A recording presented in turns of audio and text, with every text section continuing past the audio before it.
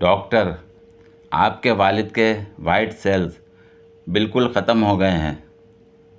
पप्पू रोता हुआ बाहर गया और वापस आकर बोला, डॉक्टर साहब, वाइट सेल्स नहीं मिले, तोशिबा के रेड वाले ही डाल लें।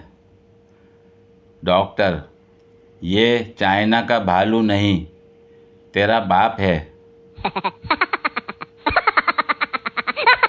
दिफाई बजट 2100 अरब रुपए का आधा अगर अवाम पर खर्च किया जाए तो आपका बिजली, गैस, पानी, तालीम और सेहत फ्री हो जाएगी।